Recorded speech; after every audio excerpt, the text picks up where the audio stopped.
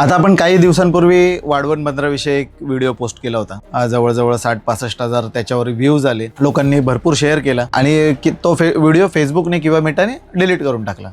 मला कळलं नाही का केलं. हे जे चालू आहे तिथे वाढवणमध्ये जे चालू आहे आंदोलन चालू आहे त्याच्यासाठी सरकारमधलं कोणीतरी तिथे जाऊन विचारपूस केली पाहिजे. पण हे आंदोलन दडपण्याचं काम चालू आहे. तिथे लोकांना मारलं जातंय, अक्षरशः फरफटत नेलं जातंय आणि याच्यावर जर बोललं कोणी तर त्यांचे व्हिडिओ डाऊन केले जातात, ते डिलीट केले जातात, ते ब्लॉक केले जातात. ही इतकी दडपशाही, ही अक्षरशः हुकुमशाही आहे. पण कोणाला याचं काहीच वाटत नाहीये. हा देश सरकार चालवतंय की फक्त 2 उद्योगपती चालवतात? हा सगळा सोशल मीडियाही विकत घेतलाय असं वाटायला लागले आता. कारण की सोशल मीडियावर बोललं अकाउंट डिलीट केले जातात, बॅन केले जातात, रिमूव्ह केले जातात व्हिडिओज. इथपर्यंत गेलं. तुमच्या विरोधात बोललं म्हणजे तुम्ही व्हिडिओ डिलीट करता. सरकार घाबरतंय कशाला नक्की? हे जे 2 उद्योगपती हे सगळं काही हँडल करतात आहे काय यांना? मला एक सांगायचंय, तुम्ही म्हणजे जे आंदोलन करतात आहे मला खरंच त्यांना सांगायचंय, यावेळी तुमचे खासदार आमदार कुठे आहेत? नगरसेवक कुठे आहेत?